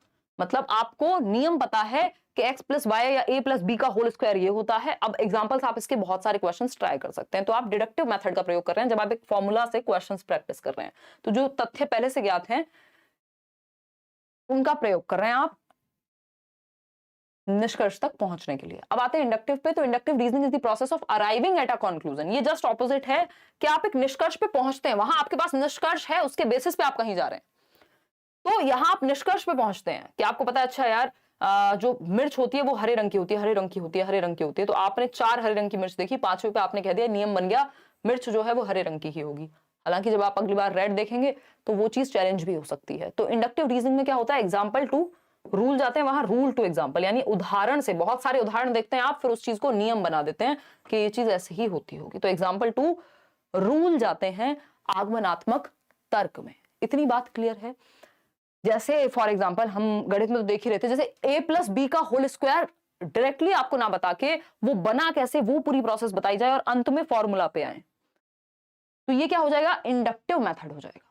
अभी एक क्वेश्चन उन्होंने पूछा था, पुराना क्वेश्चन है बट बहुत प्यारा क्वेश्चन है, इससे बहुत आसानी से समझ में आ जाती हैं चीजें। अभी पहले हम देख लेते हैं इनमें दोनों में प्रोसेस कौन सी है। कि जैसे वो क्वेश्चन इस तरह का था, शायद मैंने इंक्लूड भी किया होगा। जैसे मान लेते हैं आपके सामने राइट एंगल, आपको पाइथागोरस थ्योरम समझानी है, लेकिन टीचर ने क्या किया, 4 शीट दे दी पेपर की, अलग अलग ट्रायंगल दे दिए उसमें, है ना, 4 शीट्स दी, अलग अलग बच्चों को दे दी और कहा कि अच्छा इनमें देखो कि कॉमन चीजें कौन सी हैं, प्रॉपर्टीज में कॉमन क्या है। बहुत ही गंदा ट्रायंगल बनाया मैंने, तो वो देख के अपने आप समझेगा कि हाँ यार एक चीज है जो इनमें रिलेशंस क्या है। तो पहले एग्जांपल्स प्रस्तुत किए, बाद में नियम बताया जाएगा। तो ये इंडक्टिव मेथड है, सिंपल क्वेश्चंस इस पे पूछे गए हैं। इट फॉलोज द मैक्सिम्स, अभी हम किसकी बात कर रहे हैं, इंडक्टिव की ही बात कर रहे हैं, कि पर्टिकुलर टू जनरल जाता है, यानी concrete to abstract, known to unknown, ज्ञात से अज्ञात। जो आपको पता है वो स्पेसिफिक, वो विशिष्ट है, और जहां तक आप पहुंच रहे हैं वो अज्ञात है, ठीक है ना। तो आप नियम आपके लिए अज्ञात होता है शुरुआत में, उदाहरण को आप जानते हैं कि हरा रंग मैं जानता हूं इस मिर्च के बारे में, तो ये क्या है, ये ज्ञात है। अज्ञात क्या है, नियम पे पहुंचना, कि अंगूर खट्टे ही होते हैं, वो फिर आप बहुत सारे अंगूर खा के देखेंगे तभी इस बात पे पहुंचेंगे। अगर हम देखें स्टेप्स क्या है इंडक्टिव मेथड में, यानी आगमन विधि में, आगमन का मतलब ये आप एक आगमन किस पे हुआ, आपका एक रूल पे पहुंचते हैं आप एग्जाम्पल से। पहले साइट एग्जाम्पल्स यानी उदाहरण उद्धृत करते हैं, कुछ उदाहरण पेश होते हैं, अच्छा ये हमारे पास उदाहरण है। ड्रॉ कॉन्क्लूजन्स, मेथड्स की तरह यूज किया जाता है इनको हर एक सब्जेक्ट में। ड्रॉ कॉन्क्लूजन्स, ऑब्जर्विंग एग्जाम्पल्स, बहुत सारे उदाहरण को ऑब्जर्व करने के बाद, अवलोकन करने के बाद आप एक निष्कर्ष पे पहुंचते हैं, फिर एक कॉन्सेप्ट बनाते हैं इस निष्कर्ष से, और फिर उस कॉन्सेप्ट को प्रूव करने की कोशिश करते हैं अलग अलग एग्जाम्पल से। तो ये स्टेप्स होते हैं आपके, इतना जनरली पूछता नहीं, बस आपको बेसिक्स पता होने चाहिए। जैसे डिडक्टिव मेथड में क्या है कि आपको जो आपके पास रूल है, मेथड है कि a प्लस बी का whole square, a square plus B square plus 2ab, तो ये जो रूल्स हैं आपके सामने ये दिए जाते हैं पहले, और उसको आप फिर एग्जाम्पल से अटेस्ट करते हो। कितने भी क्वेश्चन आप सॉल्व करोगे वो चीज प्रूव होती है, ठीक। मैक्सिम क्या है, जनरल टू पर्टिकुलर, यानी सामान्य से विशिष्ट की ओर, सामान्य से विशिष्ट की ओर जाते हैं किसमें, डिडक्टिव मेथड में, इतना जरूर ध्यान रखेंगे। स्टेप्स इसमें क्या है, पहले नॉलेज ऑफ कॉन्सेप्ट, यानी पहले एक रूल बताया जाता है, फिर डिफरेंट एग्जांपल्स प्रस्तुत किए जाते हैं उस चीज के। पहले डेफिनेशन बता दी मान लीजिए नाउन की, और बाद में आपको एग्जांपल्स प्रस्तुत किए गए। ट्रूथ को जो है आप बाद में टेस्ट करते हैं कि वो नियम कहीं उल्टा ना पड़ जाए जो आपके पास है, कोई उसका एक्सेप्शन तो नहीं है। अटेस्टेशन करते हैं, जो आपके पास अदर एग्जांपल्स हैं उस चीज को प्रूव करते हैं, जो आपका रूल है उससे रिलेटेड 1700 एग्जांपल फिर आप ढूंढ के लाते हैं, तभी वो रूल बन पाता है। अब एक वही आसान सा क्वेश्चन है जिसपे हम अभी चर्चा कर रहे थे, फटाफट से देख के बताइएगा। छोटी छोटी बातें हैं, ज्यादा देर का सेशन नहीं, मुश्किल से आधा घंटे में हम इसको पाइल अप कर देंगे, वाइंड अप कर देंगे basically. To teach the Pythagoras theorem, our teacher has distributed a sheet on which, एक शीट डिस्ट्रीब्यूट की जिसमें 4 ट्राइंगल्स बने हुए हैं। अब प्रॉपर्टीज ऑब्जर्व करनी है बच्चों को। 4 राइट एंगल ट्राइंगल, अच्छा सारे ही राइट एंगल्ड हैं, ठीक, सारे ही 4 राइट एंगल ट्राइंगल्स बने हुए हैं एक शीट पे, बच्चों को डिस्ट्रीब्यूट कर दी टीचर ने, हम 3 ही दे देते हैं चलो, ठीक। और ये शीट डिस्ट्रीब्यूट कर दी, and ask the child to find the relationship between the sides of a triangle. तो उनको पता लगेगा कि यार ये वाली साइड बड़ी है बाकी दोनों से, या वो जिस भी बेसिस पे वो रिलेशनशिप संबंध खोजने का प्रयास करेंगे बच्चे। तो आपके सामने जब क्वेश्चन आता है, ये इंडक्टिव मेथड है, डिडक्टिव है, लेक्चर मेथड है, लेबोरेटरी। लेक्चर में तो आप लेक्चर देते हैं, लेबोरेटरी में तो आप कुछ एक्सपेरिमेंट कराएंगे, लेबोरेटरी की तो यहाँ जरूरत नहीं लग रही। तो आपके सामने बहुत सारे उदाहरण दिए गए उन शीट्स के थ्रू, ताकि बच्चा एक रूल तक पहुंच पाए। अभी वो ऑब्जर्व करेगा, और ऑब्जर्व करने से एग्जाम्पल साइट हुआ है, फिर रूल तक पहुंचेंगे। तो ये आगमन विधि है। अगर पहले रूल बता दिया होता और बाद में शीट्स दी होती तो ये डिडक्टिव हो जाता, ठीक। तो ये इंडक्टिव मेथड है, A option is the right answer over here. आगे बढ़ेंगे, अब टीचिंग लर्निंग मटेरियल्स की बात कर लेते हैं। देखिए टीचिंग लर्निंग प्रोसेस की अगर हम बात करें तो टीचिंग क्या है, जहां पे आप बेसिकली इंस्ट्रक्ट करते हैं और नॉलेज को बिल्ड करने का मौका देते हैं। कंस्ट्रक्टिविज्म की माने तो रचना करने देते हैं, बच्चा ज्ञान की संरचना करता है, रचना करता है एक्टिवली, सक्रिय रूप से। और इसके लिए हम क्या करते हैं, फिर टीचिंग लर्निंग मटेरियल्स का, शिक्षण सहायक सामग्री का प्रयोग करते हैं, चार्ट्स बनाते हैं, फ्लैश कार्ड्स बनाते हैं, 3D मॉडल्स बनाते हैं, आजकल पिक्चर्स दिखा सकते हैं, मूवी दिखा सकते हैं, बहुत सारी चीजें हम शिक्षण सहायक सामग्री के रूप में। इवन एक चीज पूछी जा रही है, इस बार भी पेपर में आ रहा है, पहले से आ रहा है 2018 से, बाला की फुल फॉर्म जो आपके टीचिंग लर्निंग एड से ही संबंधित है, बिल्डिंग एज लर्निंग एड, ये हमें पता ही होना चाहिए। बिल्डिंग एज लर्निंग एड यानी बिल्डिंग को ही हम एक लर्निंग एड के रूप में प्रयोग कर रहे हैं। ये प्रीवियसली मैंने आपको क्वेश्चंस कराए हैं इस साल, उसमें भी बताया था कि बिल्डिंग, मान लीजिए एक रूम है, क्लासरूम है, उस पे ही दीवार पे कुछ कुछ लिखा हुआ है, अलग अलग ग्रह जो है हमारे सोलर सिस्टम का कुछ एक चार्ट बना हुआ है, दूसरी तरफ कुछ नंबर सिस्टम का कुछ बना हुआ है, कहीं टेबल लिखे हुए हैं स्कूल में अलग अलग दीवारों पे, तो यानी बिल्डिंग ही लर्निंग एड बन गई है, बिल्डिंग ही लर्निंग एड बन गई है। आराम से हो जाएगा, मीनाक्षी इवन ज्यादा ही आएंगे।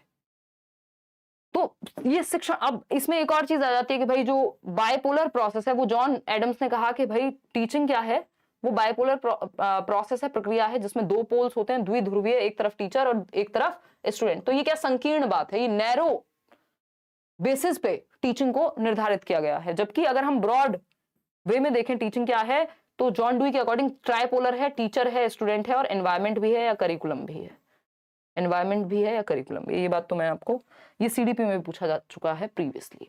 अब कुछ टीचिंग लर्निंग मटेरियल्स हैं जो स्पेसिफिकली मैथ्स के लिए प्रयोग में लाए जाते हैं, जैसे जियो बोर्ड है, जियो वाला जियो नहीं है आपके फोन में चलाने वाला, जियो बोर्ड क्या है, इसमें कीलों को ठोक करके आप देख रहे हैं ये कुछ कुछ कीलें लगी हुई हैं एक बोर्ड पे और उससे शेप दर्शाई जा रही है, रबर बैंड वगैरह का प्रयोग करके, आप छोटे मोटे थ्रेड वगैरह का भी यूज कर सकते हो।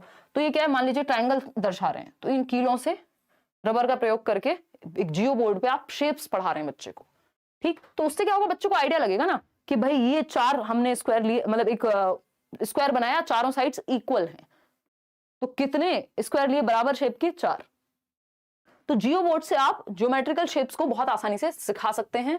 It is a square board, ये अपने आप में कैसा होगा, स्क्वायर बोर्ड होगा जिसमें छोटे छोटे स्क्वायर्स हैं जो आप देख ही पा रहे हैं, और इन विच नेल्स आर एम्बेडेड, यानी ये जो कीलें लगी होती हैं, with the use of rubber band, initial geometrical measurement and numerical concepts। कौन से कॉन्सेप्ट सीख रहे हैं हम, ज्योमेट्रिकल कॉन्सेप्ट्स। भाई ये जो शेप्स हैं ज्यामिति की ही तो हैं, ज्योमेट्रिकल कॉन्सेप्ट सीख रहे हैं हम इनिशियली, कि बेसिकली एक ट्राइंगल क्या होता है, या हम कहें एक सर्कल क्या होता है, एक रेक्टेंगल क्या है, एक स्क्वायर क्या है, और क्या सीख रहे हैं, मेजरमेंट। हम मेजर कर सकते हैं ना ये कितने बॉक्सेस में बना है, उस हिसाब से मतलब इनकी लेंथ वगैरह भी हम यहाँ बेसिक मेजरमेंट जान सकते हैं, ठीक। तो मेजरमेंट हम सिखा सकते हैं बच्चे को, इससे मापना, न्यूमेरिकल कॉन्सेप्ट सिखा सकते हैं कुछ हद तक, किससे, जियो बोर्ड से। तो ये 2-3 बातें हैं जो हम जियो बोर्ड का प्रयोग करके सिखा सकते हैं। फिर आता है अबेकस, इससे भी क्वेश्चन आता ही है अबेकस से हर बार। अगर हम अबेकस की देखें तो अबेकस को अबेकस ही कहते हैं, हिंदी में गिनतारा कहते हैं आई थिंक, हाँ। तो अगर हम कहें तो ये क्या है, ये बेसिकली इस तरह की बीड्स लगी हुई होती हैं, आपने अबेकस कहीं ना कहीं देखा होगा, छोटे छोटे, ये वैदिक मैथमेटिक्स का पार्ट हुआ करता था। It is N ancient mathematical instrument, यानी वैदिक गणित का हिस्सा है, बहुत पुराने समय से हम यूज कर रहे हैं। It is a frame generally of would, generally तो ये वुड या प्लास्टिक के भी आते हैं आजकल, छोटे छोटे आपने देखे हो, यानी लकड़ी का या फिर प्लास्टिक का एक पीस है, ये फ्रेम है, that holds rods with freely sliding beads mounted on them. ये बीड्स हैं, ये जो आप देख रहे हैं, ये इधर से उधर जा पाते हैं, ठीक। कोई वीडियो देख लीजिएगा आप इसकी, और ये इसमें फ्रीली मूव कर सकते हैं। इन रॉड्स, बीच में रॉड लगी हुई है, फ्रेम किसका है, प्लास्टिक या लकड़ी का, बीच में रॉड लगी हुई है, और ये फ्रीली मूव कर सकते हैं। जो बीड्स है इसमें मोती टाइप की चीजें, ठीक। द कॉन्सेप्ट्स ऑफ एडिशन, यानी हम इससे जोड़ घटाना, आप देखते हैं इसकी सहायता से बच्चा ज्यादा तेजी से कर पाएगा क्योंकि वैदिक टेक्निक हो गई, ठीक। तो एब्स्ट्रैक्शन, घटाना, जोड़ना, एब्स्ट्रैक्शन बोल रही हूँ, addition, subtraction, multiplication, division, fractions, square root, place value etcetera. Fractions generally हम इससे अवॉइड करते हैं, तो स्क्वायर रूट, प्लेस वैल्यू, ये सब हम सिखा सकते हैं। और specially addition, subtraction, multiplication, division, ये जो बॉड मास वाली कहानी है उसके लिए तो ये बेहद हेल्पफुल रहेगा। फिर आता है डाइंस ब्लॉक, ये भी आपने देखा होगा। डाइंस ब्लॉक क्या है, dice block, these are manipulative tools used to teach basic addition, subtraction, counting, place value, multiplication, place value के लिए तो ये बहुत महत्वपूर्ण है, इस पे क्वेश्चन बहुत पूछा जाता है। प्लेस वैल्यू के लिए तो आपका डाइंस ब्लॉक जो है बहुत महत्वपूर्ण है। और डेसिमल नंबर्स की अगर हमें मल्टीप्लिकेशन सिखानी हो तो ग्रिड का प्रयोग हम बहुत करते हैं इसमें से। These are 4 types of, इसमें 4 टाइप की चीजें यूज हो रही हैं, यूनिट्स, यूनिट्स किसको शो करते हैं? आपने वो देखा होगा इकाई, दहाई, सैकड़ा, जो प्लेस वैल्यू है ना, हम सिखा सकते हैं ना इससे। तो ये जो यूनिट है एक, ये वंस को प्रदर्शित करती है, यानी इकाई को प्रदर्शित करती है। ठीक, फिर आता है आपका रॉड। रॉड जो है आप देख रहे हैं इसमें यूनिट्स लगी हुई है, ये वाली जो एक सिंगल यूनिट थी। तो ये रॉड अपने आप में टेंस को, यानी दहाई जिसको हम कहते हैं ना, दहाई को प्रदर्शित करती है। ये पूछ लिया जाता है डायरेक्ट क्वेश्चन। फ्लैट्स जो है, अब ये फ्लैट बनाया हुआ है इन्होंने, ये फ्लैट्स हंड्रेड्स का को रिप्रेजेंट करते हैं, यानी सैकड़ा जिसको हम कहते थे, if I am not wrong, Hindi में।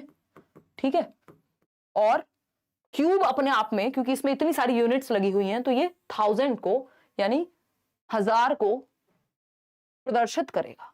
तो यहां पे ये जानना बहुत जरूरी है कि जो यूनिट है वो इकाई को, यानी यूनिट को ही, वंस को, रॉड टेंस को, फ्लैट हंड्रेड्स को, और थाउजेंड्स को क्यूब। तो ये 4 चीजों का यहाँ पे प्रयोग होता है। 4 टाइप्स की चीजें। द यूनिट, जिसके थ्रू हम प्लेस वैल्यू वगैरह सीख रहे हैं, the unit cubes represent units, rods, ये सब मैंने आपको बता दिया है। ठीक, तो basic addition, subtraction, counting, place value, multiplication, ये सब आप डाइंस ब्लॉक से सीख पाएंगे।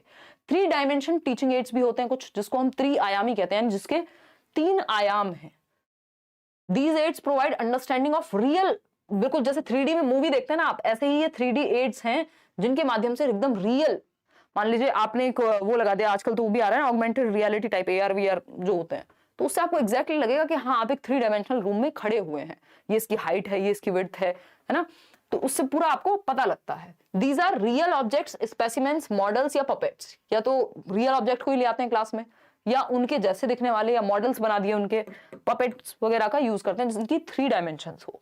फॉर एग्जाम्पल, एक किसी ने ये मॉडल बनाया है, मॉडल्स बनते हैं ना, स्कूल में एग्जीबिशन लगती है, तो ट्राइंगल का जो है, इसको ऐसे नहीं बनाया कि जस्ट पेपर पे बना के दिखा दिया हो, इसको प्रॉपर बना करके दिखाया है। ये आपको दिख रहे हैं अलग अलग, सब इस पे जमे हुए हैं, चिपकाए हुए हैं, क्यूब को बना करके आप पूरे डब्बे का प्रयोग करके, इसी तरह सिलेंड्रिकल शेप, कोन को। तो ये 3D मॉडल हो गया। इससे क्या होगा, मैथ्स शेप्स सीखने में आसानी होगी, बजाय कि सिर्फ किताब में पढ़े, वो लिटरली देख पा रहा है। एक और छोटी सी चीज जिसपे हमने बात की थी शुरुआत में, टॉल शेप ऑफ मैथमेटिक्स, जो NCF में मेंशन्ड है। टॉल शेप ऑफ मैथमेटिक्स यानी गणित का ऊंचा कद, हाइट वाली टॉल शेप नहीं। ठीक, तो ये क्या कहता है देखते हैं एक बार। तो टॉल शेप ऑफ मैथमेटिक्स की जब हम बात कर रहे हैं, is where mastery of one topic is pre requested for the next, यानी पहली रिक्वायरमेंट है, अनिवार्यता है कि आप नया टॉपिक तभी सीख पाएंगे जब आपको पहले वाला ओल्ड, पुराना टॉपिक ठीक से आता हो। अगर किसी को एडिशन ही नहीं आता, मल्टीप्लिकेशन ही नहीं आती, उसको डिवीजन कैसे सिखाओगे? तो यानी आप देखते हैं 6th का गणित नहीं आता, 7th सीखने में बहुत दिक्कत होगी। क्यों? क्योंकि बेस ही क्लियर नहीं है। तो ये बेस को क्लियर करके ही आप नेक्स्ट टॉपिक पे जाएंगे। इसी को टॉल शेप ऑफ मैथमेटिक्स हम कह रहे हैं। यहां पे आगे बढ़ेंगे। अब ब्लूम टेक्सोनॉमी में बस हमें मेनली यहां पे ये देखना है कि एक तो बच्चे को हमें हॉट्स देने हैं। हॉट्स मतलब हॉट डॉग नहीं, HOTS, higher order thinking skills, जिसमें बच्चे का थिंकिंग लेवल, लॉजिकल एबिलिटी ज्यादा यूज हो। लॉट्स क्या है? Lower order thinking skills. तो हमें पता है ये जो आपकी स्किल्स हैं ये लोअर ऑर्डर कहलाती हैं, ऊपर की जो स्किल्स हैं वो आपकी हायर ऑर्डर कहलाएंगी। ठीक, ब्लूम्स टैक्सोनॉमी पे अलग से वीडियो बनाई हुई है, इसमें अलग से दोबारा नहीं पढ़ने वाले हैं, उसको आप अलग से भी जाके देख सकते हैं। एक क्वेश्चन आप देख सकते हैं मैथमेटिक्स के नेचर पे। अब कुछ क्वेश्चंस ही आई थिंक, मुझे लग रहा है ये अंत हो चुका है आज के सेशन का। जो बहुत ही मुख्य बातें थी, जो बिल्कुल जरूरी बात थी, जो पेपर से आप 2 दिन पहले ही पढ़ के जाओगे, वही बातें हमने डिस्कस की हैं। नोट्स में भी आपको वही चीजें मिली हैं। देखिएगा, आगे बढ़े।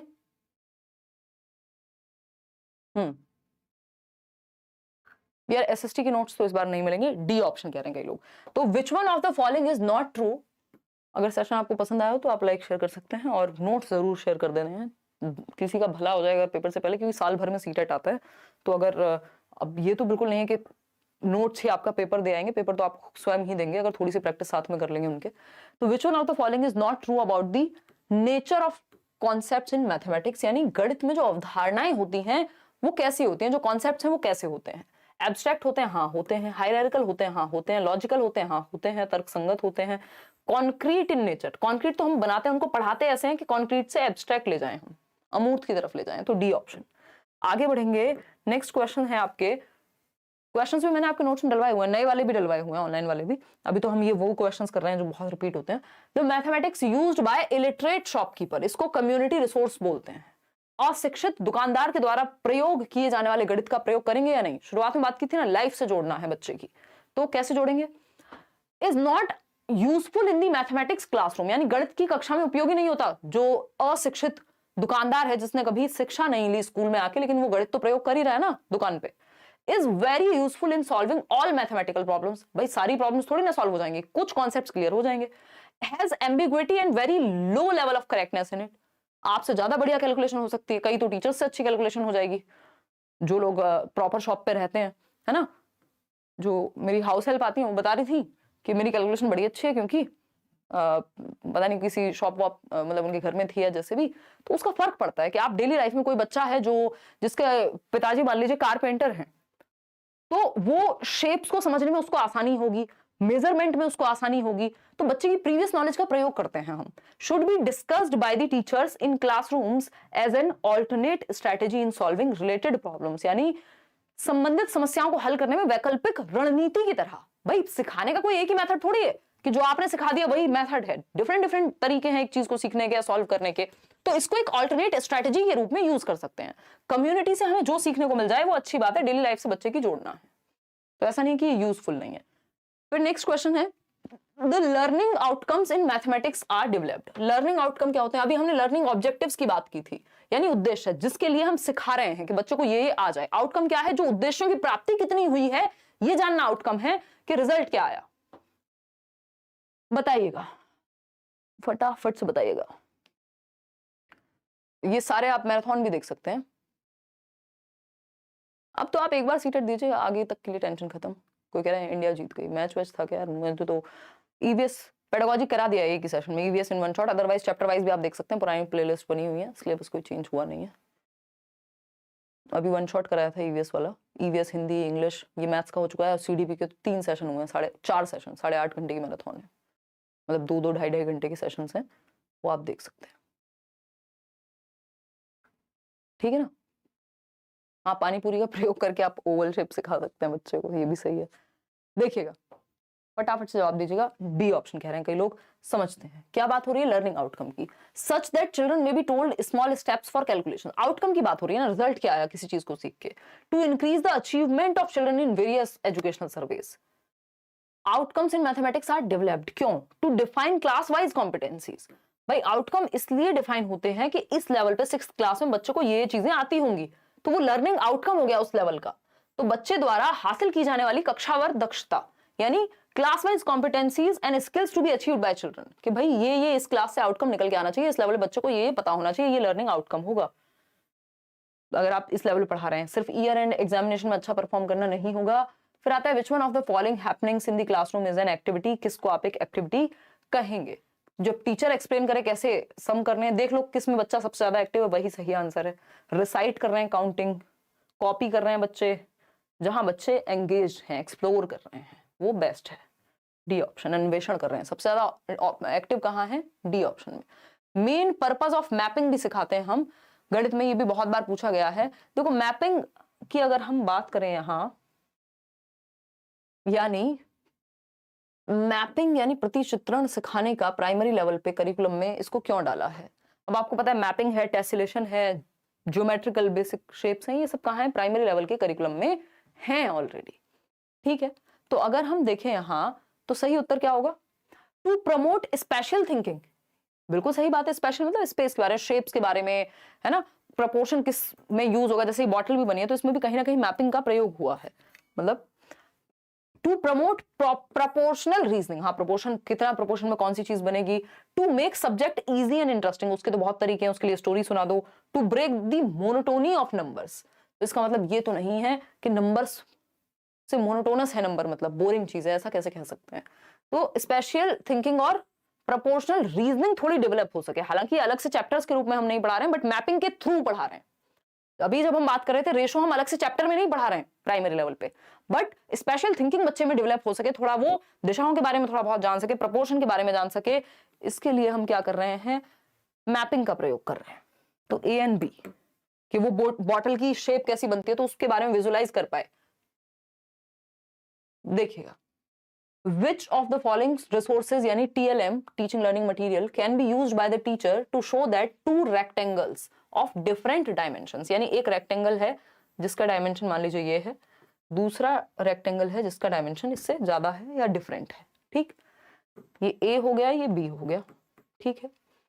Dimensions can have same area without using formula, जो मैथ्स वाले वैसे वाले क्वेश्चंस हैं आपके न्यूमेरिकल्स, वो उदय सर ने आपकी कुछ क्लासेस ली हैं, वो आप देख सकते हैं। Can have same area without using formula, यानी बिना फॉर्मूला के बताना है कौन सा एक टीएलएम है जिसको यूज किया जा सकता है टीचर के द्वारा टू शो दैट कि दो रेक्टेंगल्स जो हैं वो डिफरेंट डायमेंशंस के हैं, can have the same area, फिर भी इनका जो एरिया है वो सेम आ सकता है, डिपेंड करेगा लेंथ पे या ब्रेथ पे। बताइए, अलग अलग जवाब आ रहे हैं, कोई डी कह रहा है स्केल का प्रयोग करेंगे, ग्राफ पेपर का, स्केल से तो कैसे ही पता लगाएंगे एरिया का, ग्राफ पेपर का, टाइल का या थ्रेड का, बताइए, अलग अलग आंसर्स। बिल्कुल, इसमें टाइल्स का प्रयोग कर सकते हैं वो, और ग्राफ पेपर का, वो ग्राफ पेपर और टाइल्स का प्रयोग किया जा सकता है बजाय कि थ्रेड के। थ्रेड का प्रयोग हम सर्कल वगैरह में ज्यादा कर लेते हैं, तो B option is the right answer. आगे बढ़ेंगे, which of the following could be contributing factor to under achievement in mathematics, गणित में अंडर अचीवमेंट का कौन सा एक कारण हो सकता है, निम्न में से गणित में उपलब्धि कम होने का कारण क्या हो सकता है, ये पूछा है इन्होंने, क्या हो सकता है। फटाफट से बताइएगा। इसके आंसर जो है इस क्वेश्चन का इन्होंने अलग अलग समय पे अलग अलग दिया है, एक बार बोर्ड कुछ आंसर देता है, अगली बार कुछ और देता है इसका आंसर, ठीक है ना। प्रीवियस ईयर लगाने की जरूरत है साहिल आपको बस। बताइए, बी ऑप्शन यानी सोशियो कल्चरल बैकग्राउंड, इसका आंसर नेचर ऑफ मैथमेटिक्स भी कुछ हद तक ठीक है। देखिए जेंडर तो होगा नहीं, इनेट एबिलिटी पे हम डालते नहीं है बच्चे की कि ये इनेट एबिलिटी होती है मैथ्स की, ऐसा मैथ्स पढ़ाने में नहीं मानते हम, ठीक। सोशियो कल्चरल बैकग्राउंड क्या है, इसका प्रभाव पड़ता है, बच्चे को उस तरह का माहौल मिला है नहीं मिला है, क्या सीन रहा है, इस चीज को कुछ हद तक हम मानते हैं जिम्मेदार। तो जो ज्यादा बेहतर आंसर है वो बी ही है। कुछ हद तक जो प्रकृति है वो भी शामिल होती है गणित की, बट उसको डील किया जा सकता है यदि सही से पढ़ाया जाए तो, लेकिन सोशियो इकोनॉमिक बैकग्राउंड को कैसे चेंज करोगे, तो उसके लिए आप मेहनत करोगे आप as a teacher. Next question है, which of the following is the most important aspect of making lesson plan while teaching mathematics to primary school children, यानी आप पढ़ाने से पहले एक लेसन प्लान बनाते हो, पाठ योजना बनाते हो, आज भी ये क्लास हुई है तो ये पाठ योजना के तहत ये कौन सी जो आपको क्वेश्चन कहाँ पे मिल रहा है, कौन सा फोटो लगेगा, कौन से एग्जांपल्स मिलेंगे, बहुत सारी चीजें, कुछ चीजें आपकी रैंडम होती हैं जैसे उदाहरण कई बार ऐसे आ जाते हैं दिमाग में, और कुछ चीजें आपकी प्लान्ड होती हैं जो कि लेसन प्लानिंग आपको अपनी करके जानी चाहिए क्लास में जाने से पहले, वो जरूरी है, चाहे आपका जीवन बीत गया हो पढ़ाते पढ़ाते। ऐसा नहीं होता कि आप ऐसे ही मूड होया और चले गए, मतलब लेसन प्लानिंग है ही नहीं, जीरो लेसन प्लानिंग है, तो वो जरूरी होती है, ठीक, उससे टाइम वेस्ट भी होता है फिर कई बार। Which of the following is the most important aspect of making lesson while teaching mathematics to primary school children, sequence of text book, presenting mathematical concepts in structured manner, बच्चा active किस में है वो देख लीजिए बस, राइटिंग एक्टिविटीज एंड क्वेश्चंस, सिर्फ activity लिखने से अच्छा ये नहीं कि सीधा सीधा अपॉर्चुनिटी प्रोवाइड करा दो, बच्चा जहां पे कॉन्सेप्ट्स को कंस्ट्रक्ट कर सके, अपनी रियल लाइफ में ऑब्जर्व करके वो संकल्पनाओं का निर्माण करके उन तक पहुंच सके, तो सी ऑप्शन में वो ज्यादा एक्टिव है बाकी किसी ऑप्शन के। और आपको बच्चे को एक्टिव ही बनाना है, इसलिए तो लेसन प्लान आप लेके जा रहे हैं ना कि आप बेहतर वे में सिखा पाएंगे। अब है which of the following is not be considered a feature of a constructivist mathematics classroom, constructivist यानी रचनावादी, जहां मीनिंग मेकिंग होगी, अर्थ निर्माण होगा, बच्चा एक्टिव रहेगा, एक्सप्लोर करेगा, एंगेज रहेगा, प्याजे वाइगोस्की इन सबको याद कर लीजिए, तो देख लीजिए बच्चा जहां एक्टिव है वहीं कंस्ट्रक्शन हो रही है। और कंस्ट्रक्टिविस्ट जो स्कूल ऑफ थॉट है यानी जो रचनावाद है कंस्ट्रक्टिविज्म पे ही एनसीएफ बेस्ड है, और हमारी आज की भी ज्यादातर पॉलिसीज कंस्ट्रक्टिविज्म को मानती हैं, ठीक। तो बताइए बच्चा कहाँ एक्टिव है। The role of language and dialogue in learning mathematics is given due to attention, the teacher acknowledges the students may construct multiple understandings, हाँ यहाँ पे बच्चे एक्टिव होंगे। ऑब्जेक्टिव टेस्ट, कनेक्शंस, इन सब से बेहतर है बच्चे एक्टिव हैं यहाँ, तो वो नॉलेज को कंस्ट्रक्ट कर लेंगे। तो B option is the right answer. एक दो क्वेश्चन और हैं आपके, फिर आपकी छुट्टी। Which of the following statements is in agreement with the constructivist view of mathematics, यानी रचनावाद को कौन बढ़ावा देगा, जहां बच्चा एक्टिव होगा। सिंपल, सरल, सुंदर, सस्ता, टिकाऊ आंसर, ठीक है ना। बहुत बढ़िया लगता है कि आप लोग बिल्कुल इतनी रात को भी, क्योंकि समय का थोड़ा सा मेरे साथ दिक्कत रहती है, इतना समय हो चुका है, समय मतलब सालों से हम लोग जुड़े हुए हैं, और क्लासेस और कभी कुछ, कभी इवेंट है, कुछ है, तो थोड़ा सा लेट वेट हो जाता है। वैसे भी मेरा टाइम 9 बजे ही रहता है पहले से, बट अब और लेट हो जाता है एट टाइम्स। रचनावादी दृष्टिकोण से की जा सकती है, बट आप इतनी संख्या में जुड़े रहते हैं, सीख पाते हैं रात को इतनी ठंड में, है ना। 5 डिग्री था सुबह दिल्ली में टेम्परेचर, 2 दिनों से ठंड बढ़ गई है आपकी, अभी भी 9 डिग्री टेम्परेचर है। चलिएगा, खैर ये भी बता देती बेचारी, देखिएगा। On account of inability to understand the, हाँ तो ये तो एकोमोडेशन हो गया ना विश्वकर्मा, ये तो सिंपल है। Creation of a new scheme on account of liability inability to understand the environment with the existing scheme is known as accommodation. 200%, कोई दिक्कत ही नहीं है इसमें।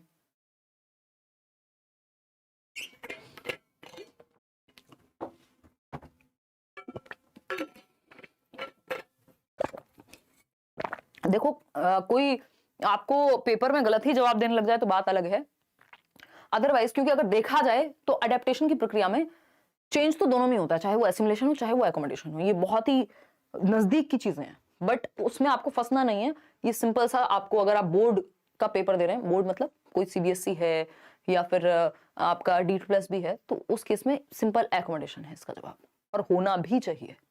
जब आप पुराना स्कीमा की वजह से आपको दिक्कत होती है, नई सिचुएशन या जो आज की सिचुएशन है उसको समझने में, नहीं हाँ एग्जिस्टिंग स्कीमा को ही चेंज करना पड़ रहा है ना, न्यू स्कीम की वजह से नया स्कीमा आपने बनाया, एकोमोडेशन आएगा। देखिएगा बी ऑप्शन कह रहे हैं कि कंस्ट्रक्टिविस्ट अग्रीमेंट कौन सा है, जहां बच्चा एक्टिव है, डिस्कवर कर रहा है बच्चा, ठीक है, सिर्फ फैक्ट रटे, ऑब्जेक्टिव्स रट ले, विजुलाइज कर ले, इन सबसे ज्यादा एक्टिव वो बी ऑप्शन में है। जहां सबसे ज्यादा बच्चा एक्टिव है वो मूल मंत्र है पेडागोजी का। क्वेश्चन देखिए next, which of the following is not true with respect to the learning of mathematics. कौन सी बात सही नहीं है मैथमेटिक्स के सीखने के बारे में। इनेट होती है एबिलिटी, ये तो हम मना ही कर रहे हैं, हम नहीं मानते इनेट होती है पेडागोजी में। Teachers beliefs about learners have powerful impact on learning outcomes. सही बात है, अगर टीचर का विश्वास है कि तुम अच्छा करोगे तो इस चीज से बच्चा और मेहनत करता है, सच है ये। Student socio economic background impacts their performance in mathematics. अच्छा, schools language of instruction can impact a child's performance in mathematics. ठीक बात है। गणित के संबंध में निम्नलिखित में से क्या सही नहीं है, यही गलत है, बाकी सारी बातें सही हैं। भाई जो सोशियो इकोनॉमिक बैकग्राउंड है वो भी प्रभाव डालेगा। अभी यही तो बात कर रहे थे हम कि भाई अगर किसी के घर में शॉप है तो वो मैथ्स में अच्छा होगा, किसी को वैसा माहौल ही नहीं मिला तो इसका मतलब ये नहीं कि हर घर में शॉप होगी तभी मैथ्स अच्छा होगा। तो जो सामाजिक सांस्कृतिक स्थिति है उसका भी प्रभाव पड़ता है सीखने पे, क्योंकि एनवायरमेंट है ना। After teaching place value of numbers, place value समझ रहे हैं, फेस वैल्यू जो डायरेक्ट दिखे, प्लेस वैल्यू जो प्लेस पे हो, है ना। जैसे अब आपको पता है यहाँ पे प्लेस वैल्यू आपको पता करनी है किसकी, 2 की, तो आपको पता है ये क्या है, 1 टेंस और 100th पे है, यानी सैकड़ा पे है। फेस वैल्यू तो आपको साफ साफ दिख ही रही है 2। A teacher gave the following question to solve. क्या क्वेश्चन है, टेक 2 डिजिट्स से 3 and 5, 3 और 5 2 डिजिट ले लो, मेक 4 डिजिट नंबर्स, 2 डिजिट के नंबर बनाओ इनसे, using both the digits equal number of times, 2 बराबर टाइम्स ही आनी चाहिए एक डिजिट में, तो 33 55 35 35, इस तरह से आप दुनिया भर के डिजिट्स बना दोगे, यूनिक भी होंगी ये। तो ये जो है कौन सी एक बात इस क्वेश्चन के बारे में सही है, इसको मैथ्स की तरह नहीं लेना है, बेसिक पेडागोजिकल अंडरस्टैंडिंग की तरह लेना है। It is an open ended question and gives opportunities to students to analyse and critique each others responses. चलो ठीक है। It is an example of closed ended. Closed ended में तो सिंगल आंसर होगा कि 3 और 2 कितने होते हैं, तो 5 होते हैं, ये क्लोज्ड एंडेड है। आपको ओपन एंडेड देने होते हैं ताकि क्रिएटिविटी बेटर हो, बच्चे का दिमाग खुले, डाइवर्जेंट थिंकिंग यानी अब सारी चिंतन आए। Multiple response to a question should be discouraged, नहीं भाई एनकरेज होने चाहिए कि मल्टीपल तरीके से एक चीज को सॉल्व किया जा सकता है। कॉन्टेक्चुअल क्वेश्चन का एग्जांपल है, कहां कौन सा कॉन्टेक्स्ट है, यहाँ सेब सब्जी दुनिया जिंदगी कोई बात हुई है, नहीं हुई है, सीधा नंबर की बात हुई है।